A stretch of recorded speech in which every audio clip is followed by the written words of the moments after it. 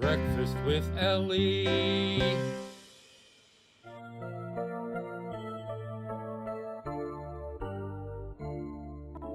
Mode ani lefanecha melech chai vekayam shechezarta bi nishmati bechemla Rabba emunatecha.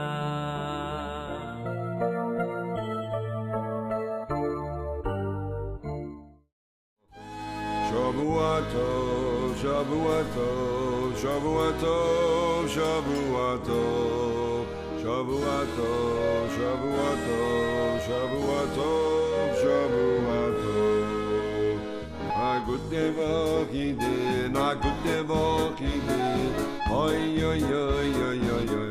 A good devil he did, devil he did. Oy, oy, oy, oy, oy, oy. A good devil he did. Lass mir sein zufrieden. Oy, oy, oy, oy, oy, oy. A good devil he did. Lass mir sein zufrieden. Oy, oy, oy, oy, oy, oy. A good devil. Good morning, and welcome to Breakfast with Elli. It is Sunday, the 3rd day of July, the 4th day of Tammuz. Let me just fix myself a little bit there. The Torah portion is Chukas. HaYom, Yom Rishon L'Shabbos, first day, counting up toward Shabbos. We're learning the first Aliyah. How are you guys this morning? Shavua Tov, good week. A gute Woche. Thank you all for being here. Bashir, Stephen, everybody that's here. Thank you so much. You have no idea how much it means to me that you continue to come and watch and listen to Breakfast with Elli. I know this is confusing, right? Well, I took a picture of the old studio before I moved, so I thought that would be fun to look at the old studio. You know, here it is, the old studio with the old stuff in it. It's not there anymore. It's all gone. All right, let's get started. Let's join up in doing one mitzvah.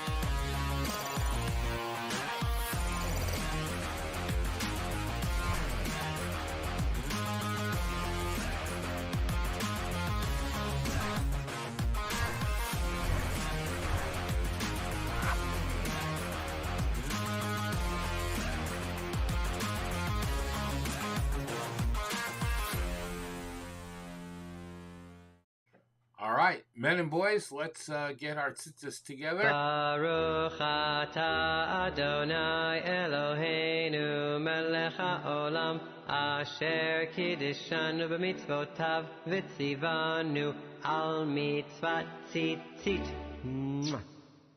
All right, al divrei Torah.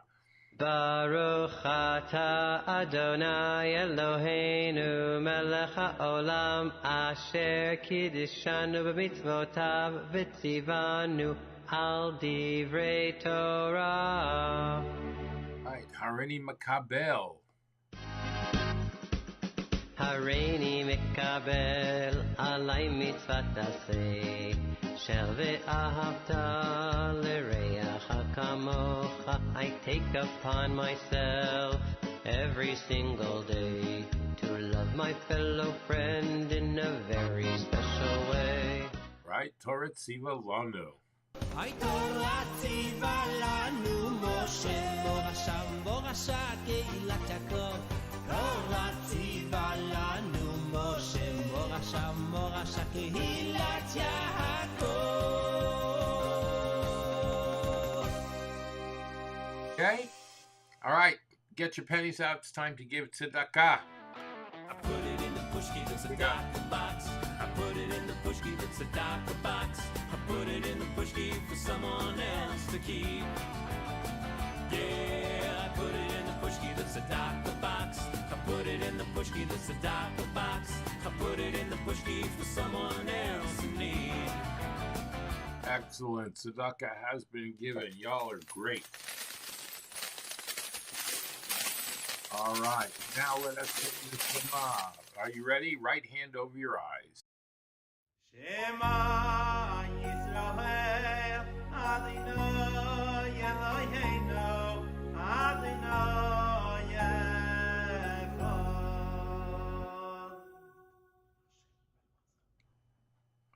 Okay, there you go. And now, well learned. All right, I've got my yogurt and my coffee. What do you have? Are you ready? Or lunch, if you are across the pond, as they say.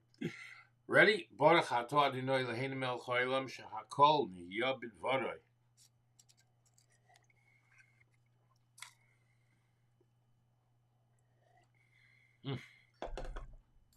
Oh, executive producer Bradley, that's delicious coffee this morning.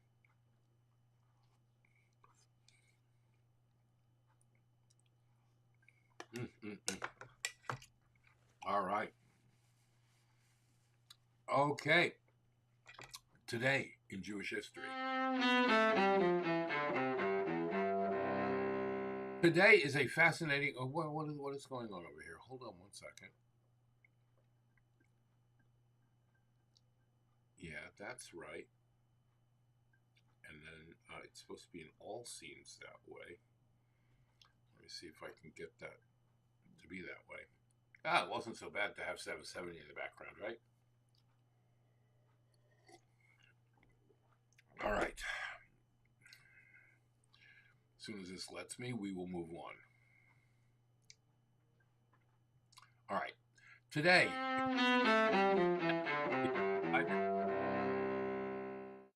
is the YAHRZEIT of Rabbeinu Tam.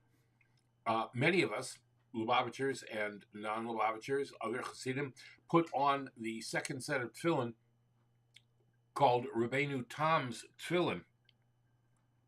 Okay, very, very cool. Rabbi Yaakov ben Meir of Ramarupt. I bet you didn't know that. Who lived from about 1100 to about 1171, known as Rabbeinu Tam. He was the grandson of Rashi and one of the primary authors of the Tosafot commentary on the Talmud. The Beit Din he headed was regarded as a leading Torah authority of his generation.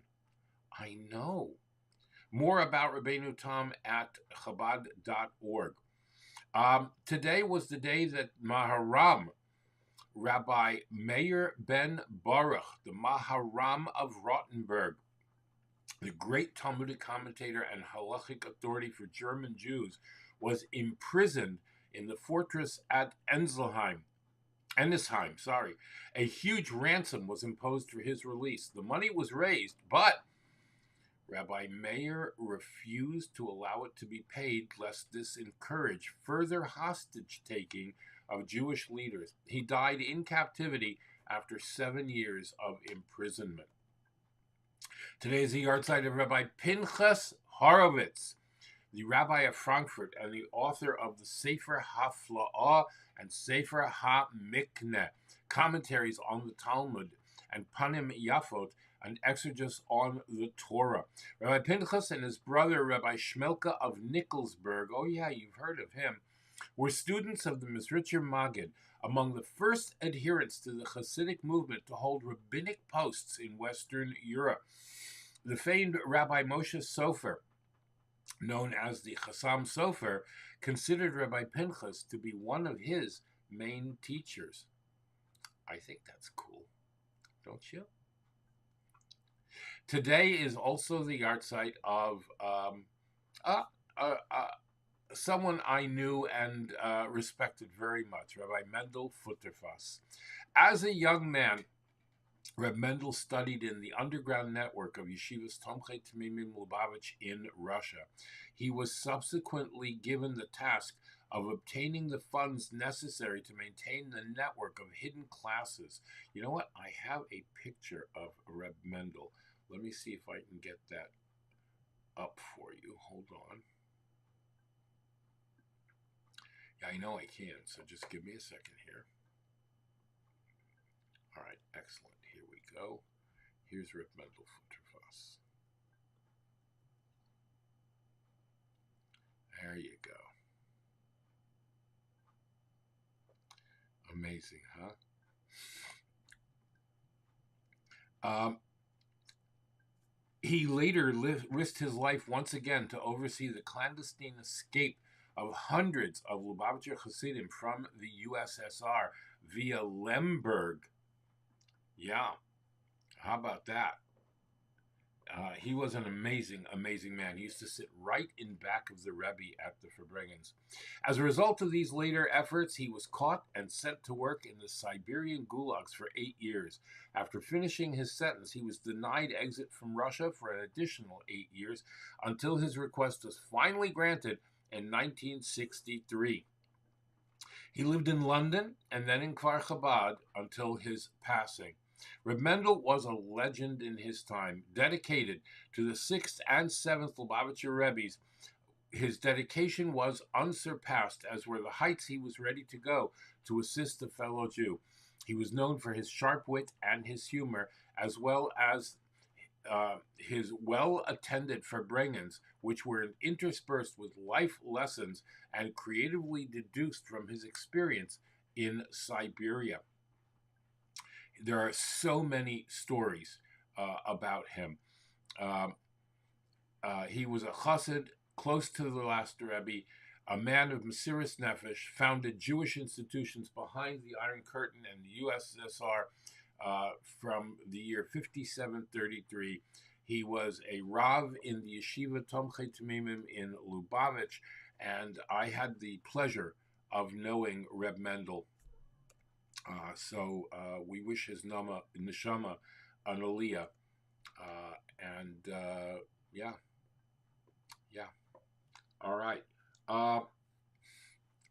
Shabbos was the yahrzeit, the Yom Hilula, the day of passing of the Lubavitcher Rebbe of blessed memory, and tens and tens of thousands of people attended the Ohel, his resting place in Queens, New York. Here's a shot of just some of the panim, the pidyon nefesh, the letters that were read to the Rebbe.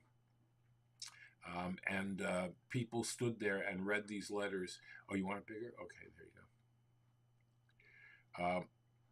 People stood there and read these letters with tears flowing, begging the Rebbe to give us a bracha and intercede on high on our behalf. It's not too late. You can still write to the Rebbe. You can write to rebbe@ohel.org. And if you need to get an answer from the Rebbe, you can open the Rebbe's Responsa app, which is now available.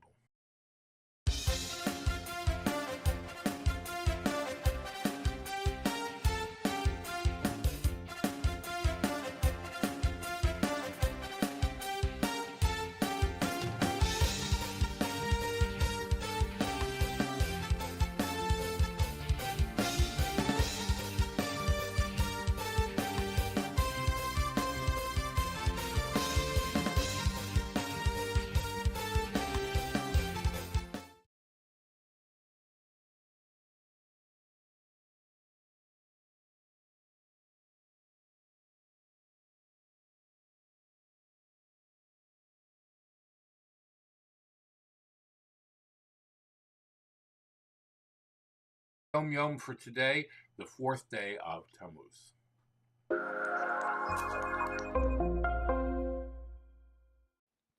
We always talk about the importance of living in a positive environment.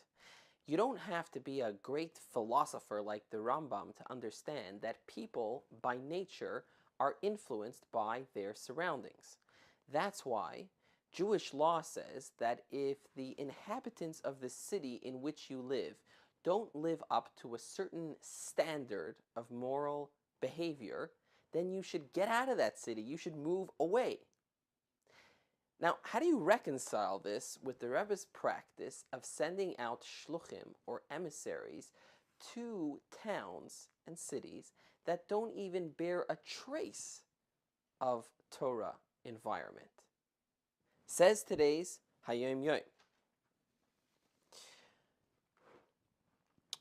You can have a single chassid in a town where there is no Torah environment. But if that chassid devotes his heart, mind, and soul to the study of Torah and to strengthening Torah values, then you will find that in this scenario, instead of seeing the natural pattern where the individual is influenced by the environment, in this case, in the case of this chassid, the individual will influence the entire city. And all aspects of the city will be positively influenced by this chassid, by this individual. So instead of the natural pattern, you have something which is supernatural, where the individual, instead of the city changing the man is changing the city. Why?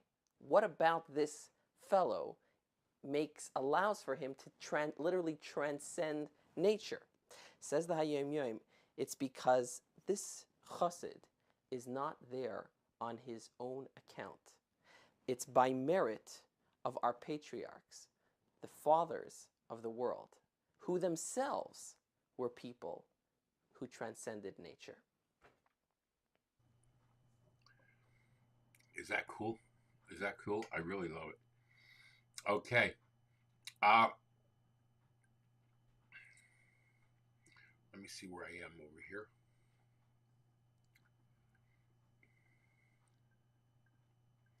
All right. We are now ready for breaking news.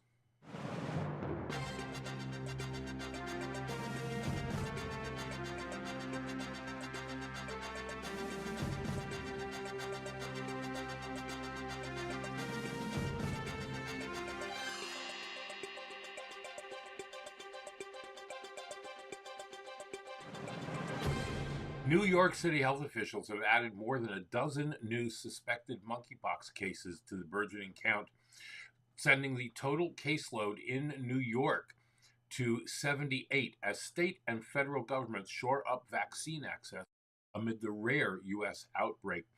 The latest additions mean the count has more than doubled, soaring by 160% in just the last week, and the reported total barely scratches the surface of the true count. Experts agree New York City and the national number is significantly underreported, giving limited testing and other issues around monkeypox, a disease that is typically confined to the African continent, but for which vaccines are available. So there are people that are getting the vaccines for the monkeypox. Yeah, there are. I have an interesting article here. Not to be a Debbie Downer, the gentleman writes, but much like COVID last year, we need to be diligent this year. Monkeypox is here, and there are multiple confirmed and suspected cases coming out of New York City, and especially people that attended Pride last weekend. It can be spread by touch with open lesions, nasal droplets, and saliva, and as minimal contact as dancing in an enclosed room, and certainly by physical contact. Monkeypox can take 2 to 14 days to incubate, and you're not considered non-infectious until all of your open lesions have scabbed over. The scabs fall off on their own and new skin has appeared. That's when you are not infectious. If you are infected, you need to wear a mask everywhere, indoors and out, until you're non-infectious. Basically, you should be staying home. Infections often appear starting as flu-like symptoms, but have skin lesions appearing later. No walk in the park, the lesions can be painful. All of this is to say that much like COVID-19, we can control this, but it will be through isolation and masking if you are exposed and infected. Be responsible for our shared public health. All right? It's very important. You just need to be careful because it doesn't care who you are or what you are. Now, the number of new coronavirus cases in the United States rose by 18% last week, with more than 4.1 million cases reported globally, according to the World Health Organization. The UN Health Agency said in its latest weekly report that the worldwide number of deaths remained relatively similar to the week before, about 8,500. COVID-related deaths increased in 3 regions: the Middle East, Southeast Asia, and the... Okay? No, we're not done. We're not done. Dr. Anthony Fauci has something called COVID rebound, and it may be connected to the Pfizer COVID drug. In May, the CDC issued a warning about COVID-19 rebound occurring as a result of a course of Pfizer's Paxlovid. Earlier this month, Dr. Fauci tested positive for the virus, suffering mild symptoms, including fatigue. His symptoms worsened slightly, and he began a 5-day course of Paxlovid. Then he tested negatively for 3 days. But on the 4th day, he tested positive again. The CDC said that some patients who were prescribed Paxlovid suffered a recurrence of symptoms or tested positive for COVID several days after recovery. Now, they also said there's not enough data to draw a conclusion on the cause for the rebound. None of the reported cases came with a severe reoccurrence. Now, Dr. Fauci said his symptoms were much worse after he tested positive the second time. According to a UCSD, University of California at San Diego School of Medicine study, COVID rebound symptoms after Paxlovid are caused because not enough of the drug was penetrating the infected cells to stop all the virus replication. Now, the study refers to this as a lack of exposure to the drug. It is not clear why Dr. Fauci didn't follow the recommendation of the CDC that said a fully vaccinated person with little personal risk had little to gain from using Paxlovid. So, be careful. Not everything is there. Yeah, we'll save that for tomorrow. And now, a word from our sponsors. And now, a word from our sponsors. PestProRidall.com. PestProRidall.com, trusted by the best to keep away the pests. We are offering COVID-19 disinfection services. Mention this ad and get 1 month free service. Visit us at PestProRidall.com. Tarzane Group, micro, miniature, and small orchids. Go to tarzanegroup.com or call Tomas at 305-440-0565. That's 305-440-0565. And order today. Visit Tomas and Yair at tarzanegroup.com. Micro, miniature, and small orchids. Beautiful in your home. Go to the website and read Tomas's orchid blog. And by Dina D Design. DinaDDesign at gmail.com. Fine artwork, custom made to your specifications. Logos, wall hangings, Judaica. And you can even have something for your child's room. Dina D Designs. Go to her Facebook or Instagram or call or text. Thank you very much to our sponsors. If you'd like to become a sponsor, please go right up here to where it says patreon.com/theactorsrabbi, and you can contribute even only $1 a month if you'd like, but that'll help us bring this broadcast to you on a daily basis and cover our expenses. Be sure to thank your sponsors when shopping and mention Breakfast with Elli when you're shopping there. There might be discounts. Thanks for watching. Torah, Torah, Torah, Torah, Torah, Torah, Torah, Siva Lanu Moshe. Torah, Torah, Torah, Torah, Torah, Torah, Torah, Siva Lanu Moshe.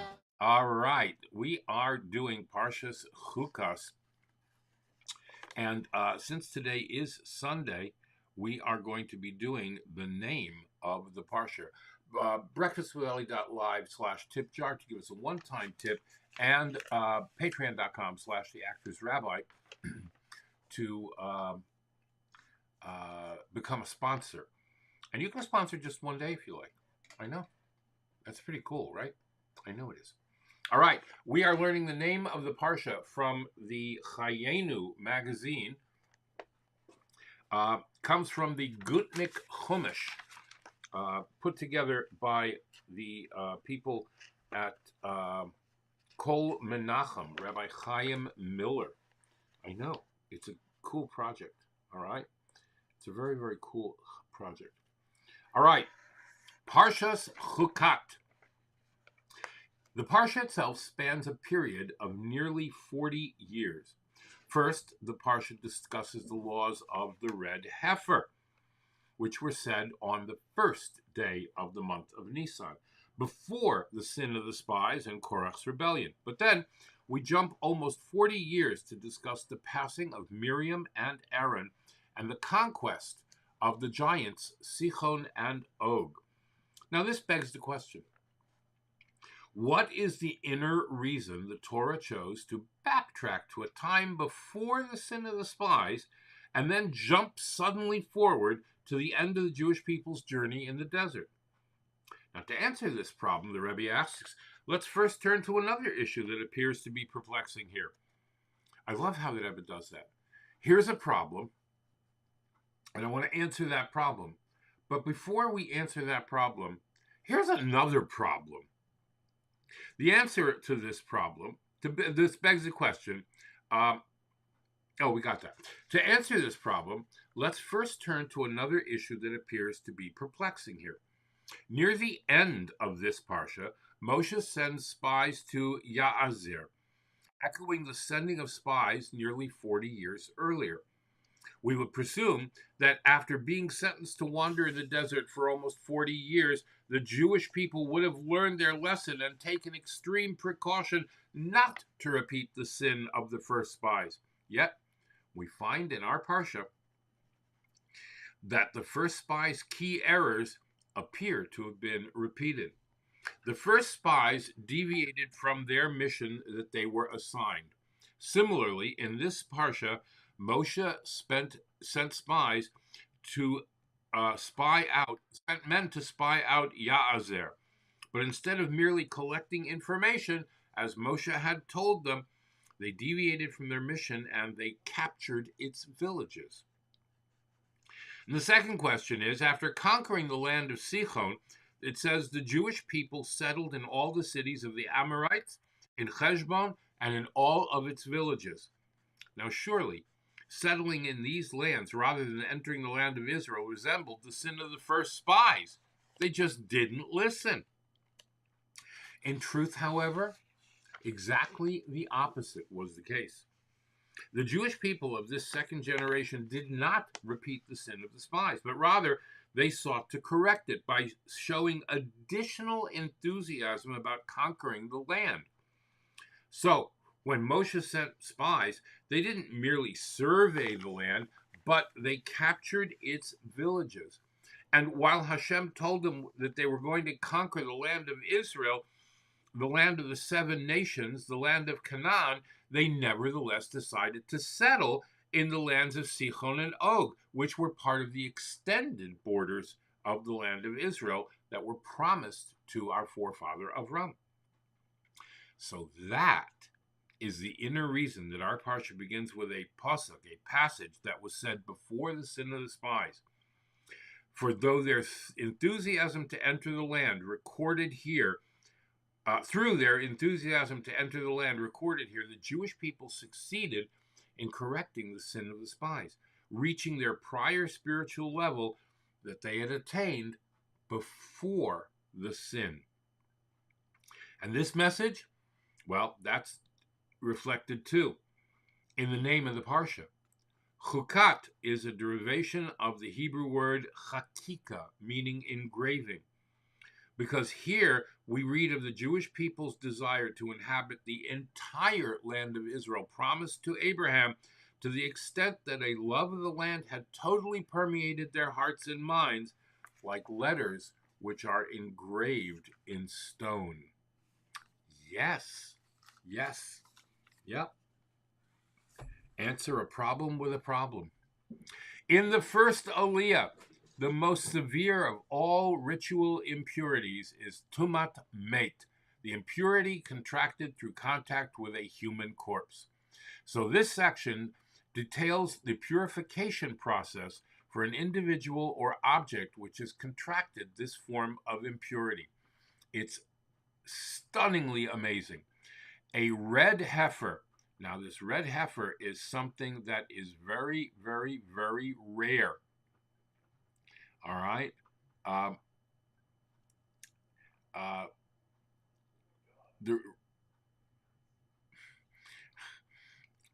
The red heifer is slaughtered and burned together with a few added ingredients.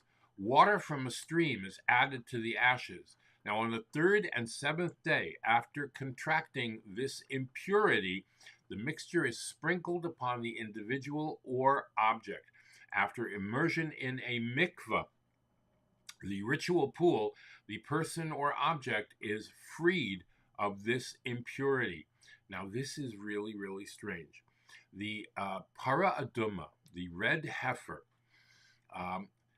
there were only a few of them in our history. It can never have had any other hair other than red hair. Even a single black hair disqualifies it.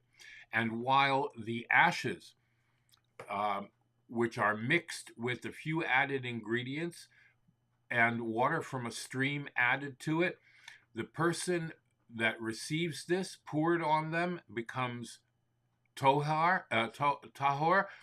pure, but the person that's sprinkling the ashes on them becomes tameh, impure. Of the red heifer, Shlomo HaMelech, King Solomon, said that he understands everything in Torah except the laws of the para aduma. Let's hear some more about it.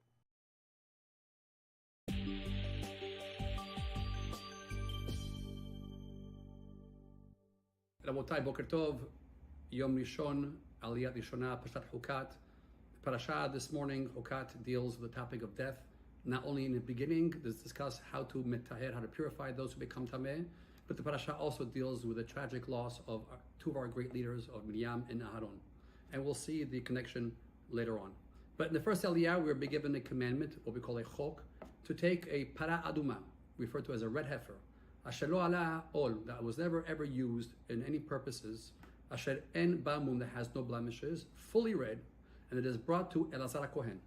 His job is to take this cow, do shechita, burn the entire cow, add into it some ingredients, hyssop, cider, a cedar tree, and a little bit of hyssop, burn it, and he has a person called the soref who helps him burn this korban, and then comes the me'asef who gathers these ashes. These ashes are then used with water to metaher people who have become tameh. We are not told yet who or what is tameh, but this is what will be used for those who are tameh. Those involved in the process of making these para aduma ashes with the water themselves become tameh, but their tumah only is for one day.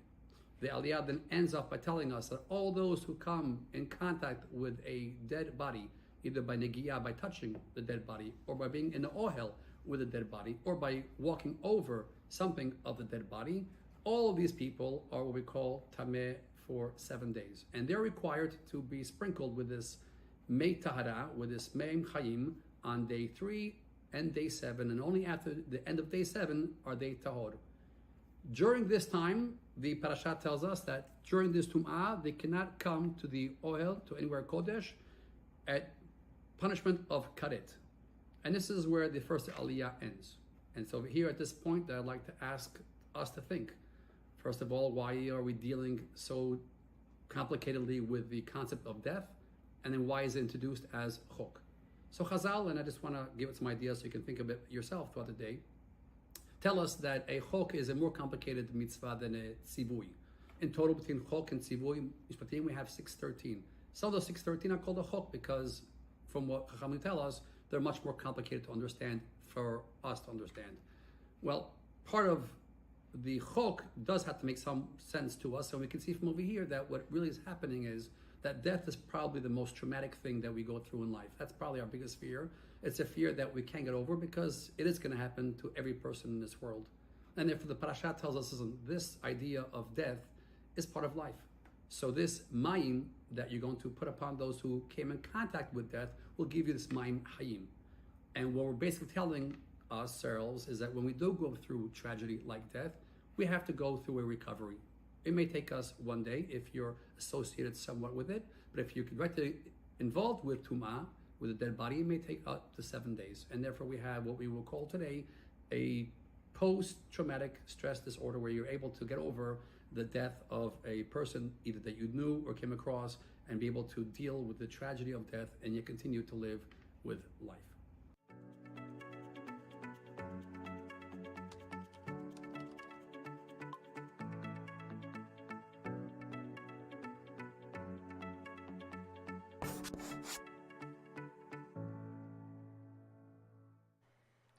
All right.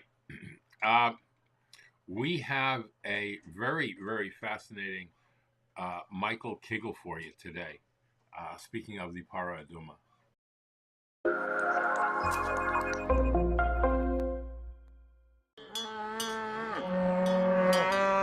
Do skeptics make you have a cow? Well, let me see, darling. Is this one of those philosophical paradoxes like, how can you have your cake and eat it too? You know, I've never really understood that saying. When I have my cake, I eat it too, don't I? Yes, well, but what the saying is saying by having, darling, is having a still existing cake, a cake not yet eaten. Oh, light bulb! So that's what that means. You know, you are one smart cow. Oh, I don't mean that in a derogatory sense. Derogatory? Don't be ridiculous, darling. I'm a cow. I am perfectly proud to be a cow. 100% beef, true and true. Which is why, to answer your question, no, skeptics cannot make me have a cow, for the simple reason that I am a cow. Brilliant. But please let me rephrase or contextualize my question in terms of the book of Numbers, chapter 19. You know of the special sacrifice called the red heifer. So now, because I am of the bovine persuasion, you doubt my literacy and good breeding? Oh, Yes, of course I know about the para aduma, darling. The red heifer was an exquisitely gorgeous cow of perfectly red complexion and coiffure, without 2 hairs on her body that weren't red. Such a cow was offered as a holy sacrifice, and its ashes were used for ritual purification of any Israelite who had been spiritually defiled by contact with a cadaver or a part of a cadaver, if you'll excuse the brutal imagery. They will bring you a perfectly red heifer without blemish, upon which no yoke was ever laid. They would bring the cow to the Kohen, who would take it outside the camp and slaughter it there and sprinkle its blood towards the tent of meeting. And then the heifer would be burned in his presence, entirely burned, smoke and ashes. Then these ashes would be mixed with water and then sprinkled on any person who had come in contact with something cadaverous. And this would purify them of the contagion of death. Wow, talk about metaphysical glamour. What a unique sacrifice. She wasn't even offered up on the altar. And the entire procedure, as you mentioned, took place outside the camp. Even her one possible rival, the special sacrifice of the Day of Atonement. Who, the goat of Azazel? Good gracious, darling, not in her class. The goat was not sacrificed as an offering to the glorious maker of the universe, blessed be he. No, darling, he was simply escorted to his death. She, the red heifer, was sanctified in a class of her own. Yes, sui generis, quite so. And this is why she's introduced as the Chukat HaTorah, the decree of the Torah, the decree. The decree par excellence, yes. And now listen, my dear, I do hope you are able to actually say something interesting about this unique, exemplary status. What was your phrase? Sui generis, in a class of her own. Sui generis. Latin is such a wonderfully elegant language, n'est-ce pas? And Hebrew? Hebrew is in excess of elegance, my dear. It is positively sublime. Chukat HaTorah. And it's this Hebrew word, actually, chukah, that accounts for the unique, exemplary, paradigmatic status of the red heifer. You see, there are other commandments in the Torah that belong to the general class of chukim. Yes, refresh my memory. For example, the prohibition against eating pork, or of wearing clothing made of a blend of wool and linen, or purification by immersion in living waters, the mikvah. There are many such commandments, all of which participate in a mysterious holy logic that's not quite intelligible to the human mind. That's why they're called chukim, decrees. Yes, I like how you say not quite intelligible. Are chukim intelligible at all? To a limited degree, yes. The chukim generally do have some type of overarching rationale that makes sense, to a degree. But the specific details of these commandments really defy comprehension. And the details of the red heifer sacrifice do not make sense either, of course? Not only do the details not make sense, the whole thing utterly flouts all logic, rhyme, and reason. The red heifer is a holy sacrifice that completely upsets and overturns the most basic conditions of being a sacrifice. The most basic? So it's not a holy sacrifice? It is very much a holy sacrifice, but a holy sacrifice by definition is something that is prepared and sacrificed in the holy Mishkan or in the holy temple on the holy altar. But the red heifer was prepared and sacrificed entirely outside these holy precincts. As if God wished to make it perfectly clear how extraordinary she is. How marvelous. And here is the really interesting thing. It gets more interesting, darling. How very exciting. All the other chukim can bring a Jew into a state of inner self-doubt. When skeptics point out the irrational elements in these chukim, the Jew may feel embarrassed at being unable to provide reasoned justifications for these elements. Well, the Jew must simply resist being persuaded by skepticism. Exactly. But in the case of the chukah par excellence, the divine decree that is irrational through and through, this decree is not even susceptible to refutation. It's patently paradoxical and irrational. so the critics don't even bother to refute it. Don't even bother. You mean the critics and cultured despisers of the Torah lay down their criticisms? Yes, but only to do something worse. Instead of criticizing, they simply mock the Jew for subscribing to an openly irrational religion. I see. And this is where the Jew is tempted to have a cow. Exactly. Which does not mean to eat a lot of kosher filet mignon. Exactly. The mockery of the Torah despisers does not merely embarrass the Jew for lacking explanations for the red heifer, it threatens to fill the Jew with a total anxiety over the fact that no such arguments exist. Well then, there is really no way around simple Jewish elegance, confidence and pride in God and His Torah. The Jew must simply refuse to enter into arguments and self-justifications. The Jew must simply refuse to have a cow. But what a marvelous opportunity is at play here. The Chukas is precisely the opportunity to rise above all the self-doubts and anxieties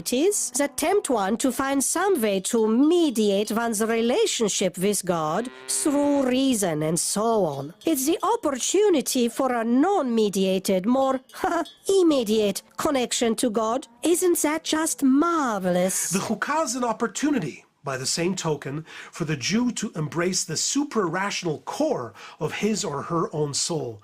After all, when something is done only because it makes sense, this only involves the more peripheral faculties of the soul, like thinking and intelligence. But when a mitzvah is done without any appeal to a because, this shows that it is you yourself, your innermost self, that is involved. Which constitutes the true dignity of a Jewish soul. How marvelous, darling. Genuine dignity always comes with an ability to ignore scoffers, with all their much ado. Not having a cow over the much scoffing of a little skepticism. And the best way not to have such a cow, darling, is of course... to be a cow.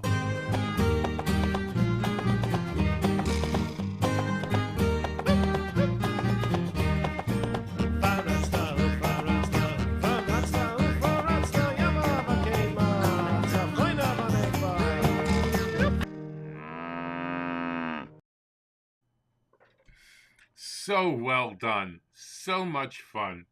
All right. Here is Hannah Weisberg for today.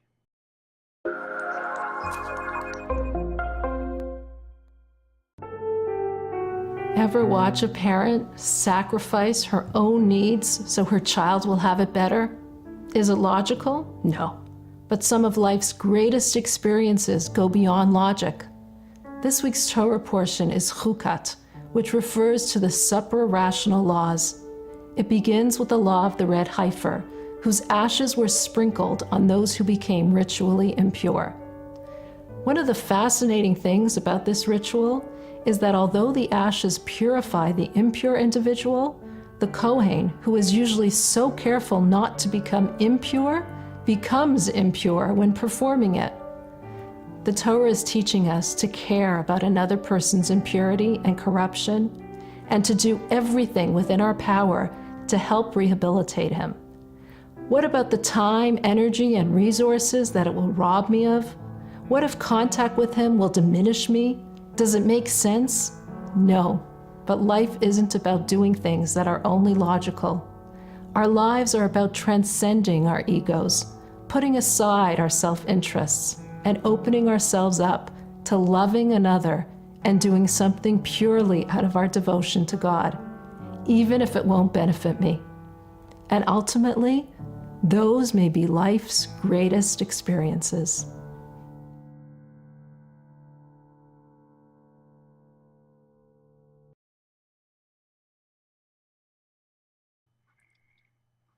All right, fantastic. Let us move on now to Pirkei Avot. This week we are going to be learning chapter 5 of Pirkei Avot. Here is something about that. Okay, we're doing our weekly Pirkei Avot, and today's topic is why everybody should do kiruv and everybody should be each other's. We are our brother's keepers. if we see somebody is mistaken and on a low, ignorant level, we should elevate each other, and the reward is unlimited. It says in Pirkei Avot chapter 5, which is this week's chapter, Mishnah 18, Chai. It says, Kol ha-mezaket harabim, whoever is responsible for the masses, for the public, to become Torah observant and come out of their darkness to the light, see the light, the great light of Torah, the great light of the right way, Yashar. En chet ba liyado, then God will measure for measure cause that no sin, stumbling block should come in front of you. And God forbid the opposite, whoever is causing the masses is misleading them, like those that are saying not to vaccinate, those that mislead the public,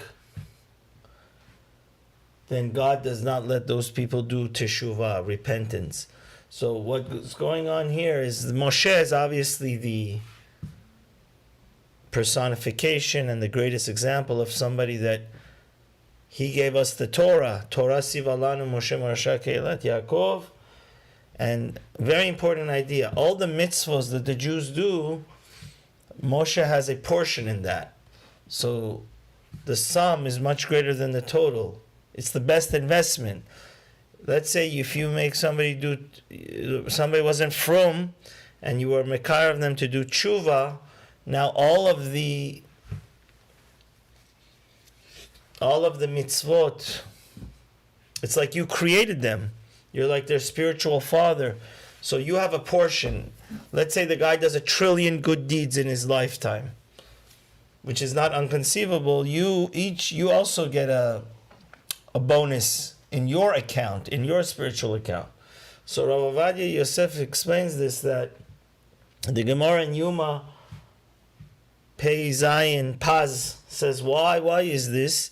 Because it's not fair. If you cause all your students, all your friends that were ignorant and weren't observing the Torah, or even if they were Shomer Shabbat, but between being Shomer Shabbat and actually being God-fearing and a Sadiq, there's a world of a difference. Like a lot of Shomer Shabbat people do a lot of bad things. Oh my goodness. I just became intimately knowledgeable with a few of these people, and what they admitted to me that they do, I cannot even conceive. But the idea is, people say Lashon Hara, people do a whole host of sexual sins. Anytime you're able to elevate people to a higher level, then it's not fair that God is also measure for measure going to elevate you and not let you sin on purpose, because it's not fair. The rabbi should be in hell and the student should be in Gan Eden? Since you led the path for the students to go to Gan Eden, then also the rabbi also needs to be in Gan Eden. And the Meiri parenthetically says, En la chasidut yoter migdola mizeh. There's no piousness, there's no spiritual level higher. In Bet HaBechira, Rabbeinu HaMe'iri, the great rabbi of Provence, says this is the highest form of serving God.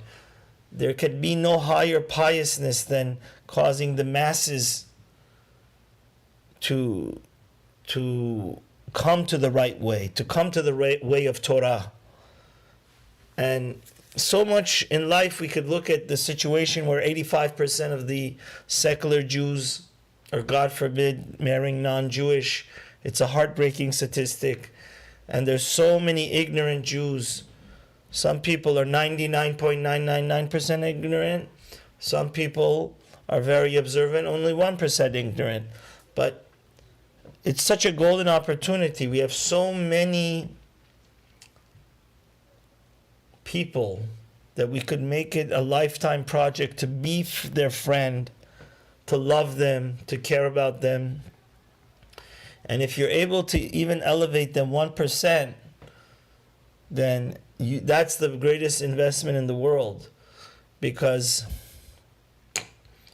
we have to understand that from now on, if you hit the jackpot and you're actually able to make them frum, to make them observant, then you have a portion in all the good things they're going to do throughout their life. Just like a father has a portion in all the good mitzvot his children does. And God forbid the opposite. The opposite is just terrifying.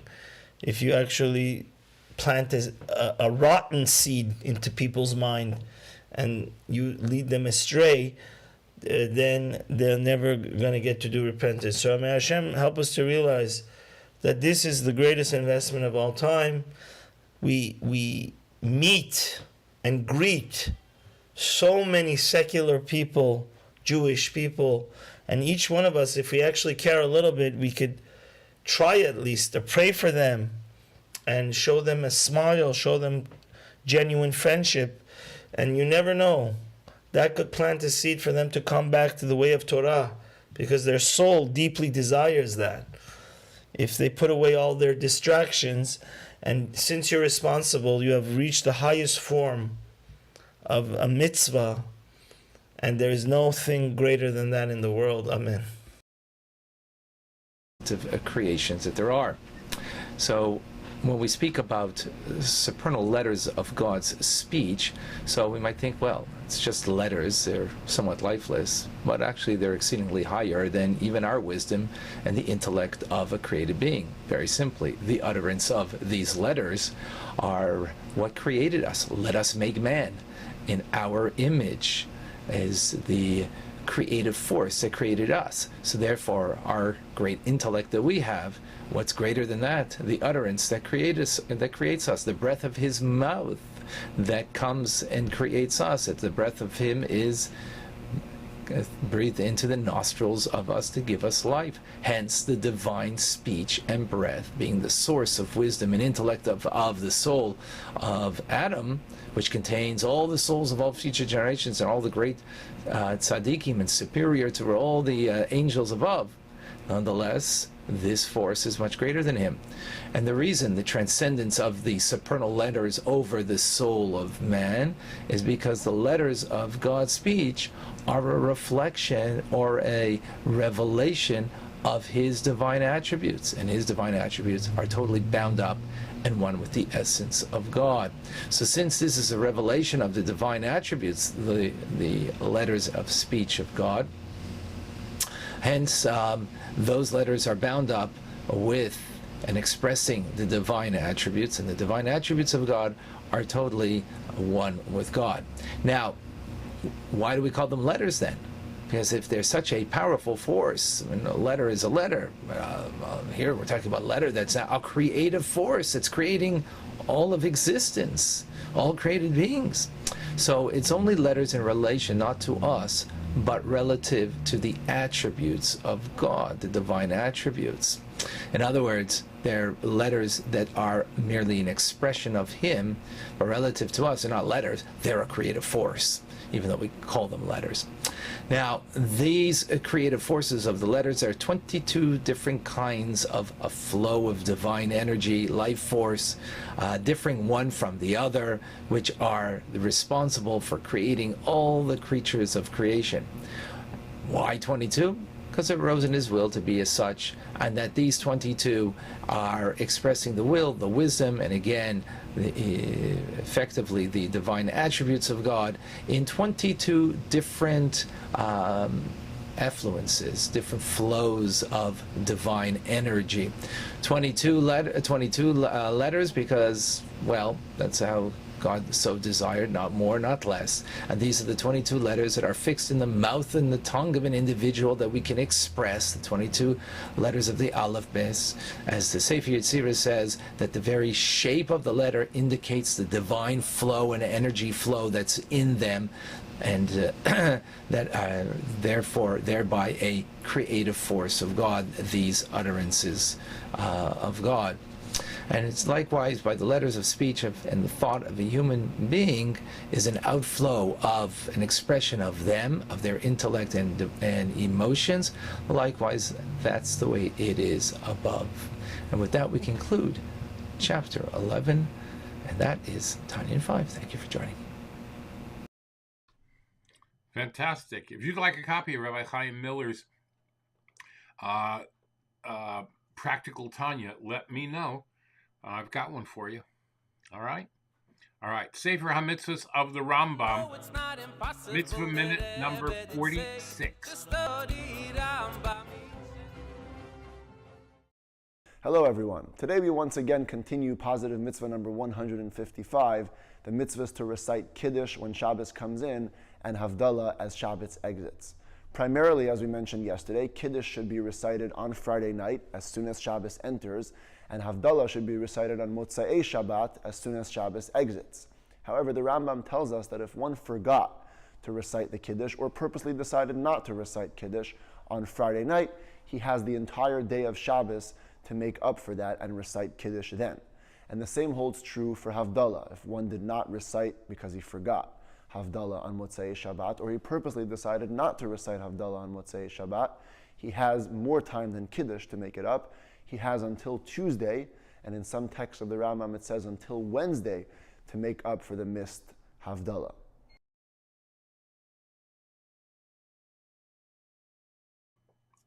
How about that?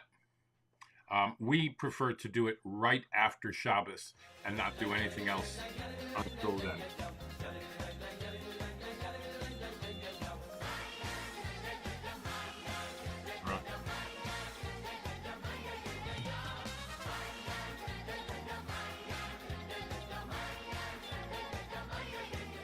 Okay, Mashiach. Mashiach is a general soul that encompasses the entire Jewish people. The Jewish people are like a single body. Every Jew is a particular limb. Therefore, each one of us has a small part of Mashiach in our soul that we must complete and prepare. Only by combining all of these sparks can the full posture of Mashiach be completed. That was said by the Baal Shem Tov. Through the spark of Mashiach that every Jew possesses in our soul, we can emulate Mashiach's perfection in some way. However, only by combining our efforts can the redemption be complete. Now that's similar to the limbs of a body. Each limb is unique and serves a specific function. So too, each individual's efforts are unique and critical to bringing the Geula Hamitis V'Hashlema, the final redemption. And no one's job can be completed by another. Yeah, right? Yeah, and now our PSAs.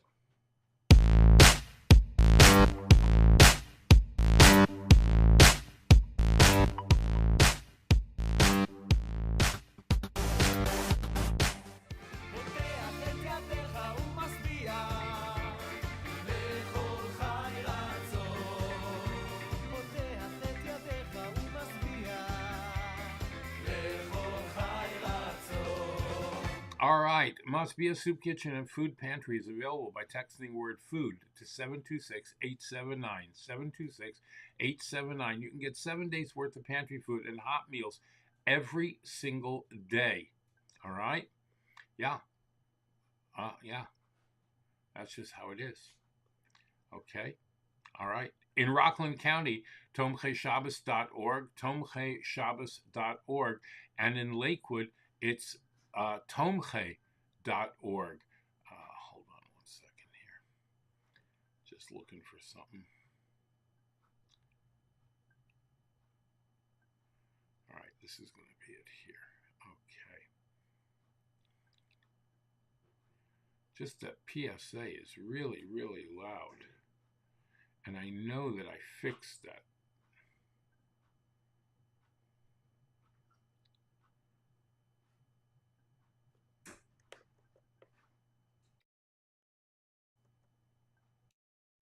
There it is. All right. Would you? I want to fix that before I forget.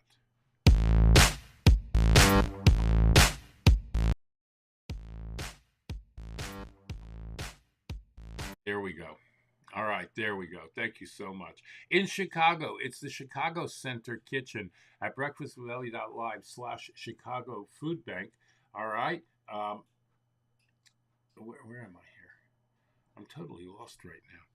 All right. And for all your other needs, achiezer.org at 516-591 4444, 24 hours a day, 7 days a week, 365 days a year. They will take care of anything it is that you need. If you're not even sure what you need, contact them. They will help you figure it out, all right? Hatzalah EMS, available worldwide at hatzalah.org. They will come and take care of you faster than any other ambulance service ever in the history of ambulance services. It is absolutely amazing. If you don't have Hatzalah where you live, contact them or me, and we'll make sure to get one going, all right? If you are the victim of or see a hate crime in progress, not only do you need to call 911, you need to call 911 even on Shabbos and even on Yom Tov. That's right. That's how important it is. Shabbos, Yom Tov, doesn't matter. You need to call 911 and report this crime. Now, in times of bereavement, you may not know where to go, but here's a thought. Go to misaskim.org. MISASKIM, misaskim.org. They have a 24-hour emergency hotline at 718-854-4548. Just One Shabbos, an amazing organization that is concentrating on bringing Jewish teens back to keeping Shabbos, and you can help out. Contact them at justoneshabbos.com to find out exactly how. And please, you heard the report earlier. You need to be wearing a mask. Is this right. really much to ask? Tie some fabric round your face. COVID, monkeypox, flu. This is going to help keep you and me safe. We are not out of the woods yet. Let's not be cavalier about it. I know we are all experiencing cabin fever. We want to get out. We want to do things. But you know what? Not at the expense of our health or other people's health. I'm serious. You need to be serious too. All right? And we canceled our vacation plans, partly because we moved and we're trying to conserve a little bit of money, and partly because we're just not ready to be out in crowds. Broadway shows are closing because our friends at Romeo and Bernadette closed the show. That's right. The show closed because they have so many COVID-related absences, they could not continue. So we're not out of the woods yet. You heard the numbers earlier. The numbers are still climbing. Please, please, please, please get your vaccine. Keep your vaccines up to date and make sure that you are safe. And one of the ways you can be safe is by wearing a mask when you go out in public. All right? That's all. I'm done. All right. Sorry about that. Think about it.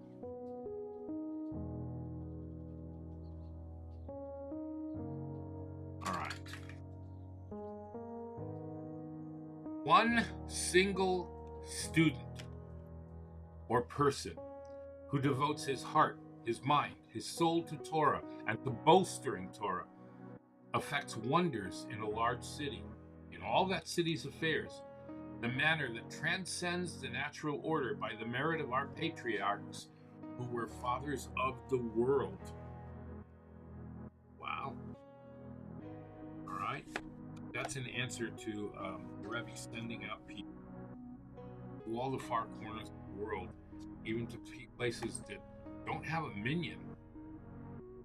I know. Right. Trying to do bring heaven down to earth. And we're getting a little bit stuck here.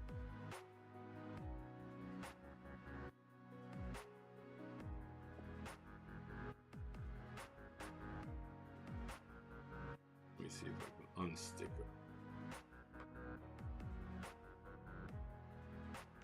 If not, we'll skip it today.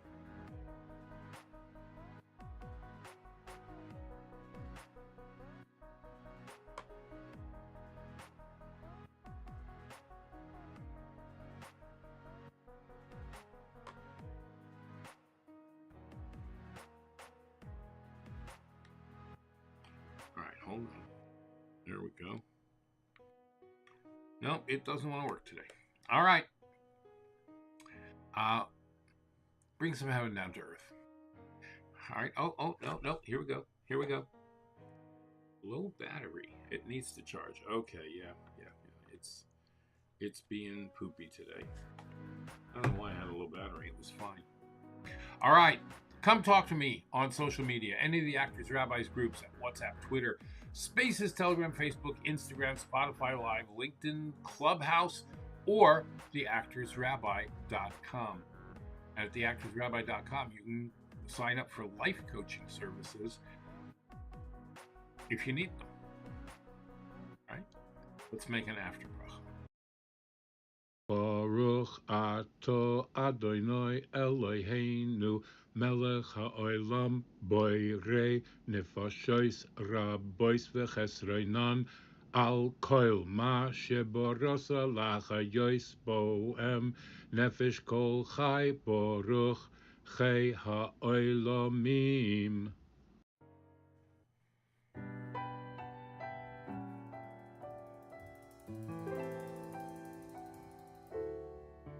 All right. Well, thank you for being here. You know how much it means to have you with us, listening and watching. I've got a great video for you today. Thank you to my Patreon sponsors, Pest Pro Riddle, Tarzan Orchids, Dina D Design, Dr. Susan Spitzer, Bracha Biederman. Thank you for your contribution. Become a sponsor today. Go to patreon.com/theactorsrabbi or our virtual tip jar at breakfastwithelli.live/tip-jar, and you can contribute today, bringing Torah, help bringing Torah to the world.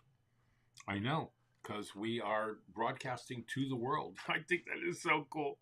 All right, I've got a wonderful video for you today. It's Sunday, Yom Rishon. The day after a YAHRZEIT is still connected to the YAHRZEIT. You can still go out and do things in honor of the LUBAVITCHER REBBE.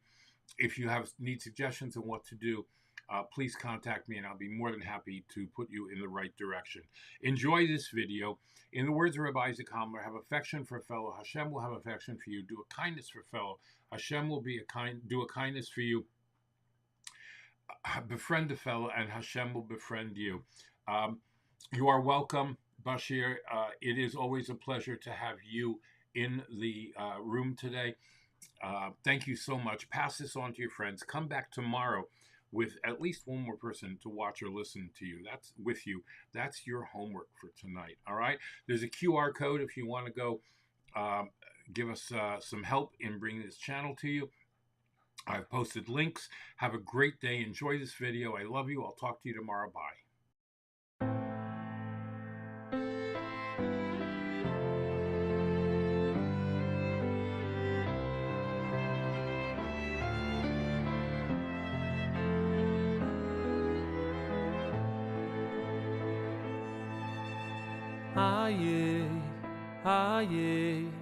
Aye me koim kevoidoi.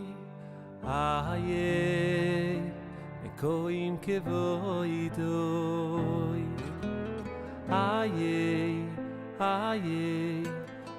me koim kevoidoi. Aye me koim kevoidoi.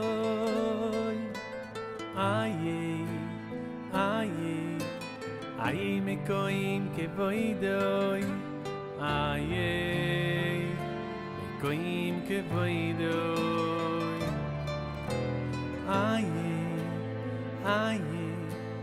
Aye me koim kevoidoi. Aye me koim kevoidoi. Kevoidoi mole oilo meshor sof shoyali. Aye me koim kevoidoi. Kevoidoi mole oilo meshor sof shoyali. Aye me koim kevoidoi. Kevoidoi mole oilo meshor sof shoyali. Aye me koim kevoidoi. Kevoidoi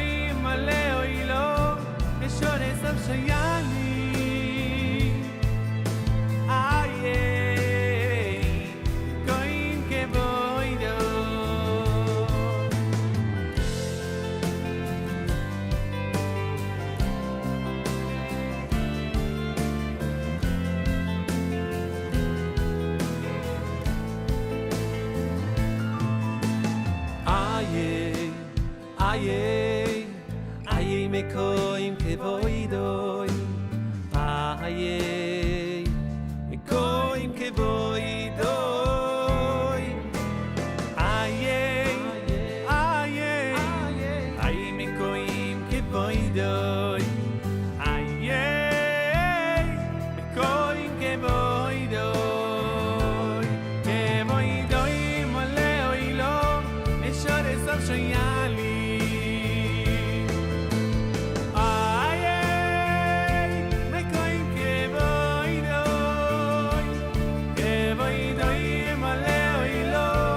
Shall so shayali.